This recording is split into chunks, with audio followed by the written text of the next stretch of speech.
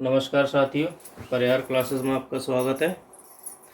आज से हम भौतिक भूगोल एवं विश्व भूगोल को शुरू कर रहे हैं, जिसमें आज हम पृथ्वी की उत्पत्ति एवं विकास को देखेंगे। इसमें लिखा है कि पृथ्वी की स्थिति के बारे में विद्वानों के अलग अलग मत रहे हैं। सबसे पहले जो क्लॉडियस टॉलमी थे, उन्होंने जियो सेंट्रल थ्योरी दी और जियो सेंट्रल थ्योरी में कहा कि सूर्य पृथ्वी के चारों तरफ चक्कर लगा रहा है। लेकिन इसके बाद कोपरनिकस ने हेलियोसेंट्रल थ्योरी दी, जिसमें बताया कि सूर्य केंद्र में है और पृथ्वी तथा अन्य आकाश पिंड उसके चारों तरफ चक्कर लगा रहे हैं, जो कि सही थी। पृथ्वी सौरमंडल का एक छोटा ग्रह है। सौरमंडल में सूर्य से दूरी के अनुपात में इसका तीसरा स्थान है, यानी कि बुध और शुक्र के बाद ये तीसरे नंबर पर है पृथ्वी मंगल और शुक्र ग्रह के बीच में स्थित है। आकार की दृष्टि से ग्रहों की संरचना में इसका 5वां स्थान है। पृथ्वी के कुल 29% भाग पर स्थल एवं 71% भाग पर जल है। पृथ्वी पर अधिकतम ऊंचाई माउंट एवरेस्ट पर है 8,848 मीटर तथा अधिकतम गहराई मैरियाना गर्त में है, जो कि 11,033 मीटर है। पृथ्वी की विभिन्न उत्पत्ति की कल्पनाएं थी, जैसे कि कांट ने दी थी वायव्य राशि की परिकल्पना, लाप्लास ने दी थी न्याहारिका परिकल्पना, जेम्स जीन्स ने दी थी ज्वारीय परिकल्पना, चैम्बरलाइन ने दी थी ग्रहाणु परिकल्पना और ऑटो स्मिंड ने दी थी अंतराल धूल परिकल्पना। पृथ्वी के बारे में महत्वपूर्ण तथ्य निम्न है, जिसमें देखेंगे कि इसका ध्रुवीय व्यास 12,714 मीटर है। सूर्य से पृथ्वी तक प्रकाश को पहुंचने में 8 मिनट और 18 सेकंड लगते हैं। विषुवत रेखीय व्यास इसका 12,775 मीटर है, 757 मीटर है सॉरी। समुद्र तल से सागर की गहराई मैरियाना गर्त में सबसे ज़्यादा है, जो कि चैलेंजर द्वीप प्रशांत महासागर में है। समुद्र तल से पृथ्वी सर्वाधिक ऊंचाई हम देख चुके हैं, माउंट एवरेस्ट है। पृथ्वी के अक्ष का उसके अक्ष तल से झुकाव 65.5 अंश है, डिग्री है। पृथ्वी द्वारा अपने अक्ष पर घूर्णन 23 घंटे 56 मिनट और 4 सेकंड में 41 सेकंड में पूरा होता है, 4.1 सेकंड में। पृथ्वी के धरातल का सर्वाधिक निचला स्थान डेड सी है, मृत सागर है, जो कि 396 मीटर गहराई पर है। गुरुत्वाकर्षण से बाहर निकलने के लिए आवश्यक निर्गमन गति हमें कम से कम 11.2 किलोमीटर प्रति सेकंड की स्पीड चाहिए, तभी हम गुरुत्वाकर्षण से बाहर निकल सकते हैं। पृथ्वी द्वारा सूर्य की परिक्रमा 365 दिन 5 घंटे और 48 मिनट में पूर्ण की जाती है।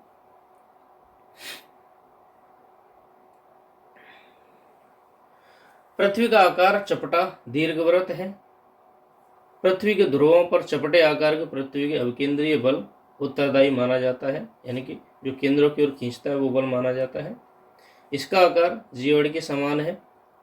पृथ्वी की 2 गतियां हैं, एक तो परिक्रमा और दूसरा है घूर्णन।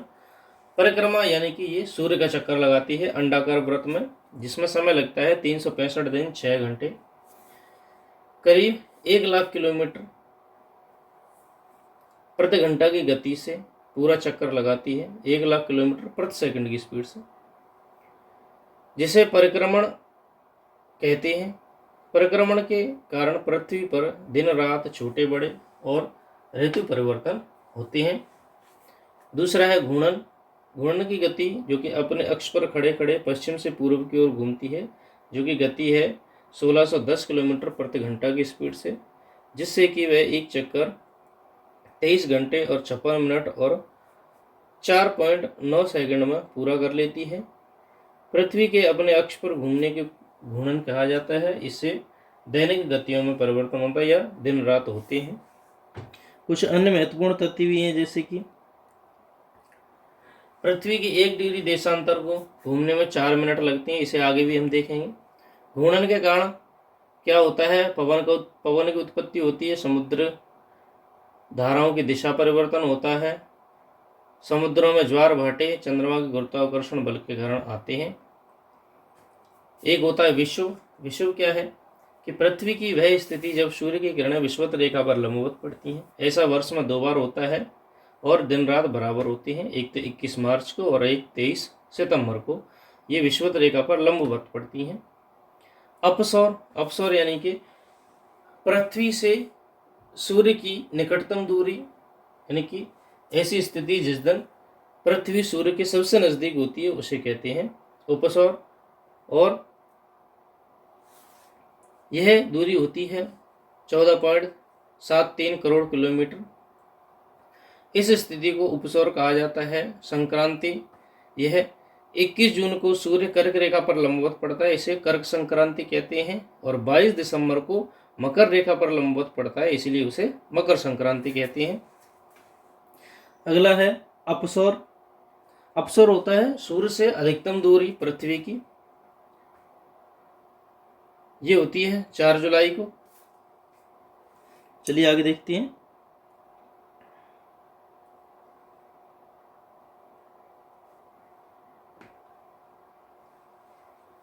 अपसाइड लाइन क्या होती है?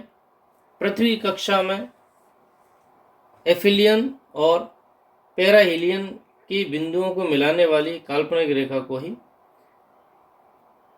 अपसाइड लाइन कहते हैं। यानी कि जो अपसौर और उपसौर के बीच में जो लाइन को मिलाती है उस लाइन को ही हम अपसाइड लाइन कहते हैं। ये कुछ शब्दावलियां हैं जिन्हें हम पहले देख चुके हैं।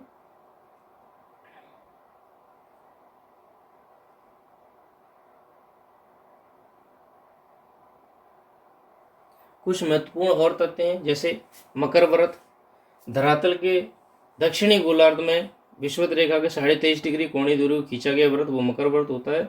उसी प्रकार उत्तरी गोलार्ध में कर्क रेखा पर कर्क व्रत होता है। आर्कटिक व्रत 66.5 डिग्री उत्तरी गोलार्ध की लाइन को कहते हैं। और अंटार्कटिक व्रत दक्षिणी गोलार्ध में 66.5 डिग्री वाली लाइन को कहते हैं। आगे तथ्य है कि पृथ्वी पर समय का निर्धारण कैसे होता है, क्योंकि जो देशांतर हैं उनमें 4 मिनट का अंतर होता है और लगभग एक देशांतर में 111 किलोमीटर का फर्क होता है। तो जब हम पूर्व की ओर जाते हैं तो समय बढ़ता है और पश्चिम की ओर जाने पर समय घटता है। ग्रीनविच मेन लाइन को, मेन टाइम लाइन को, जो कि इंग्लैंड से निकलती है, शून्य देशांतर की स्थिति को माना जाता है, उसे शून्य देशांतर रेखा माना जाता है। इसे ही प्राइम मेडिटेरियन माना जाता है। भारत की 82.5 डिग्री पूर्व देशांतर रेखा का मानक समय माना जाता है, जो कि इलाहाबाद के नैनी से गुजरती है। अंतर्राष्ट्रीय तिथि रेखा 180 अक्ष देशांतर के अंतर्राष्ट्रीय तिथि रेखा माना जाता है। यह प्रशांत महासागर के उत्तर से दक्षिणी में फैली हुई है। स्थानीय समय क्या होता है कि स्थानीय समय वह समय होता है जो कि सूर्य के अनुसार हर देशांतर पर निकाला जाता है। जब सूर्य उस देशांतर पर लंबवत चमकता है तो उसे दोपहर के 12 बजे माना जाता है और प्रत्येक देशांतर में 4 मिनट का अंतर पाया जाता है। भारत का मानक समय ग्रीनविच मेन टाइम से 5.5 घंटे आगे है, क्योंकि पूर्व की ओर है इंग्लैंड से हमारा देश, तो 5.5 घंटे आगे है।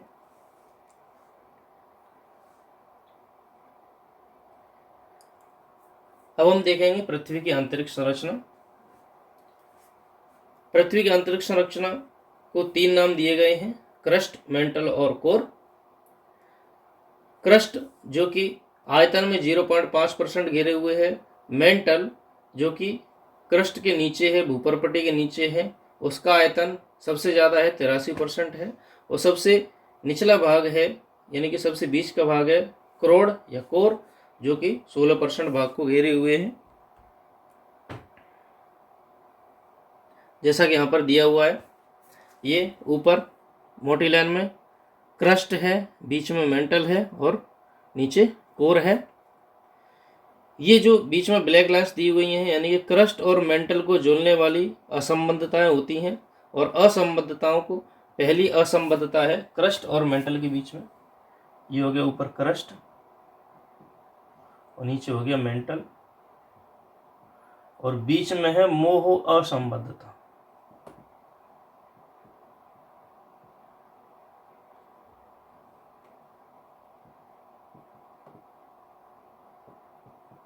इसी प्रकार मेंटल और कोर के बीच में है गुटेनबर्ग असंबद्धता।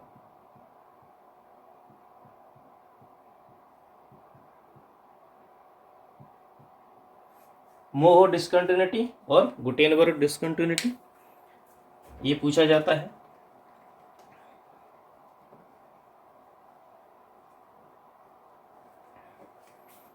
अब इनकी ऊंचाई या इनकी मोटाई के आधार पर हम इन्हें देखें तो लगभग 30 किलोमीटर चौड़ी होती है क्रस्ट या भूपर्पटी और लगभग 2900 किलोमीटर तक है, ये है 30 किलोमीटर तक,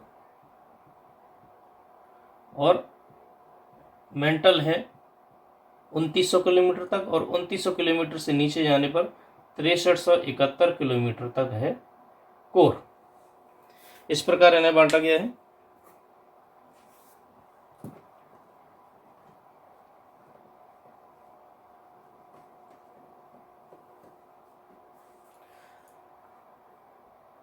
और इन्हें एक और प्रकार से बांटा गया है, जैसे भूपर्पटी।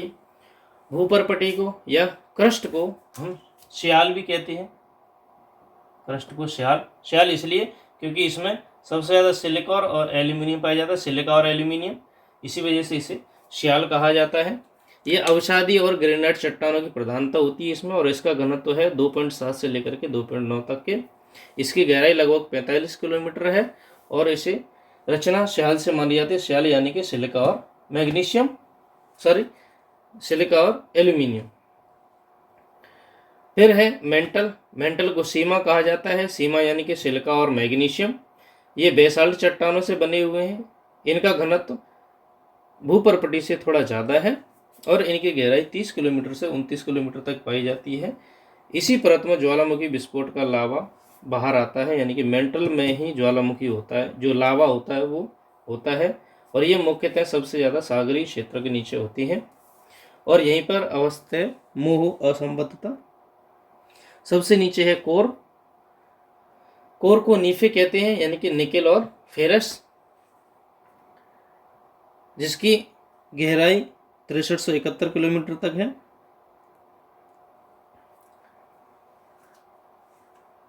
ये पूर्णतः ठोस नहीं है, लेकिन बीच में जरूर ठोस है, लेकिन मेंटल से ज़्यादा ठोस है। इसका टेम्परेचर लगभग 5500 डिग्री सेल्सियस है और घनत्व 13 है। इसके बारे में महत्वपूर्ण तथ्य दिए गए हैं कि नीचे की ओर बढ़ने पर प्रत्येक 32 किलोमीटर की गहराई पर जाने पर 1 डिग्री सेंटीग्रेड बढ़ता है। ये याद रखना है कि जब भी हम 32 किलोमीटर नीचे जाएंगे, 32 मीटर है, किलोमीटर नहीं है, 320 मीटर है, तो 1 डिग्री सेंटीग्रेड बढ़ जाता है। भूकंपीय तरंगों के आचरण से यह स्पष्ट होता है कि तापमान गहराई पर एक समान नहीं है। 100 किलोमीटर की गहराई तक 12 डिग्री सेल्सियस प्रति किलोमीटर, नीचे जाने पर 300 मीटर तक 3 डिग्री सेल्सियस प्रति सेकंड प्रति किलोमीटर, और उससे नीचे 1 डिग्री सेल्सियस प्रति किलोमीटर की गणना के आधार पर देखा गया है। पृथ्वी के केंद्र के निकट अत्यधिक ताप के बावजूद भी धात्विक क्रोड़ तरल चट्टानें अत्यधिक दबाव के कारण ठोस पदार्थ के गुण रखती हैं, यानी कि उन पर ज़्यादा दबाव पड़ने के कारण भले ही तापमान ज़्यादा है, लेकिन दबाव ज़्यादा होने के कारण वे कठोर हैं। तो आज की वीडियो में बस इतना ही। अगली वीडियो को हम देखेंगे प्लेट परिवर्तन की सिद्धांत। वीडियो को अंत तक देखने के लिए थैंक यू, धन्यवाद।